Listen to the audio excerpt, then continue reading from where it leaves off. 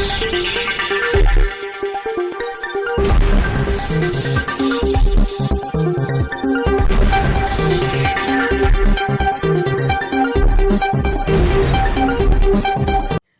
દર્શક મિત્રો, શિનોર સમાચારમાં આપ સૌનું હાર્દિક સ્વાગત છે। શિનોર તાલુકાના સેગવા ગામે આવેલ તપન ફર્ટિલાઇઝર્સમાંથી ખેડૂતે ખરીદેલી ડીએપી ખાતરમાંથી કાકરા નીકળતા ખેડૂતોમાં ભારે રોષ વ્યાપી જવા પામ્યો છે। એક તરફ કુદરતી આફત અને બીજી તરફ પોષણક્ષમ ભાવ ખેડૂતોને મળી રહ્યા નથી, જેને લઈને ખેડૂતોની હાલત અત્યંત કફોડી બનવા પામી છે। તેવામાં શિનોર તાલુકાના સેગવા ગામે આવેલ તપન ફર્ટિલાઇઝર્સમાં શિનોર તાલુકાના દામનગરના ખેડૂત અંકુરભાઈ બારોટ દ્વારા પોતાના મકાઈના ખેતર માટે ખરીદેલ ડીએપી ખાતરની થેલીમાંથી કાકરા નીકળતા ખેડૂતોમાં ભારે રોષ ફેલાયો હતો। ખેડૂતોનો ગુસ્સો આટલે ન અટકતા સેગવા ગામે આવેલ તપન ફર્ટિલાઇઝર્સ ખાતે પહોંચી હોબાળો મચાવ્યો હતો અને ખેતરમાં નીકળેલ કાકરા બાબતે યોગ્ય તપાસ કરી કસૂરદારો સામે કાર્યવાહી કરવામાં આવે તેવી ખેડૂતો દ્વારા માંગ કરવામાં આવી છે। રિપોર્ટર સંજય કત્રી સાથે સેજલ વસાવા, શિનોર સમાચાર ન્યૂઝ, શિનોર। આપ જોઈ રહ્યા છો વડોદરા જિલ્લાના શિનોર તાલુકાના સેગવા ગામે આપણે અત્યારે હાલ ઊભા છે અને એક જે દુકાન છે, આપણે દુકાનનું નામ છે હાલ અત્યારે તપન ફર્ટિલાઇઝર નામની દુકાન છે અને દામનગરના એક ખેડૂત દ્વારા આક્ષેપ કરવામાં આવ્યો છે કે ખાતરની અંદર કાકરા નીકળ્યા છે। તો આપણે જાણીશું ખેડૂત પાસેથી કે એમનું અત્યારે હાલ શું કહેવું છે। શું કહેવું છે અત્યારે હાલ તમારે? મેં સવારમાં ડીએપી ખાતર લઈને ખેતર ગયો હતો, તો એ બેગ ખોલી, ડીએપીની બોરી ખોલી તો એમાં કાકરા નીકળ્યા। 50 કિલોની બેગ આવે છે, એમાં મેક્સિમમ 6 થી 7 કિલો કાકરા છે અને એમાં ઝીણા ગણીએ ને તો વધારે જ થાય, પણ આપણે વજન નથી કર્યું, પણ મેક્સિમમ તો આટલા તો છે જ। પછી મેં સવાર સેગવા તપન ફર્ટિલાઇઝરમાંથી લીધું હતું।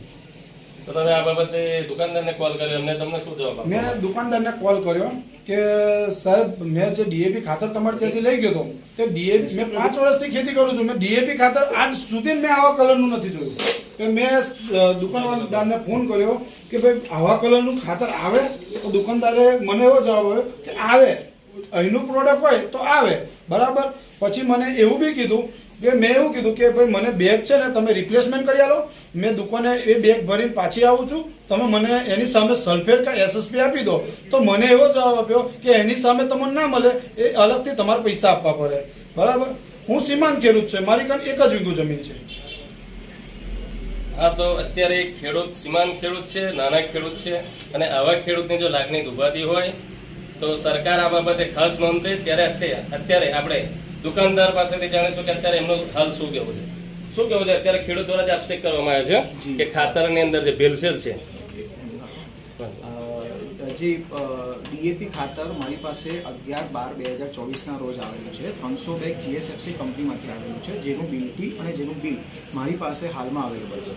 જેમાંથી 297 બેગ મેં વેચેલ છે અને 297 બેગમાંથી આજ દિન સુધી કોઈ બી ખેડૂતની કમ્પ્લેન આવેલ નથી, સિવાય અંકુરભાઈ બારોટ દામનગર ગામના જે છે એના સિવાય। અને એ ભાઈ 2/1/2025ના રોજ મારી પાસેથી ડીએપી ખાતર લઈ ગયેલ છે। અત્યારે ખેડૂત દ્વારા તમને ટેલિફોનિક જાણ કરવામાં આવી તો તમને એમને શું જવાબ આપ્યો? મેં એમને એવો જવાબ આપ્યો કે મેં કંપનીમાં રજૂઆત કરું છું, કંપનીમાંથી જે રજૂઆત મળશે મેં તમને જણાવું છું। તો ખેડૂતે અત્યારે હાલ તમારી સામે જ એમને પ્રશ્નનો જવાબ આપ્યો છે કે ભાઈ તમે બીજા પૈસા લઈને આવશો તો તમને ખાતર મળશે?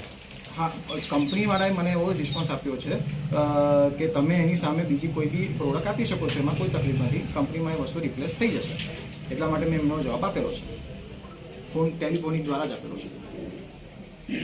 હા, તો અત્યારે આપણી પાસે બીજા પણ એક વડીલ ખેડૂત છે, તો આપણે એમની પાસેથી જાણીશું શું કેવું છે। શું કેવું છે વડીલ, અત્યારે જે બનાવ બન્યો છે?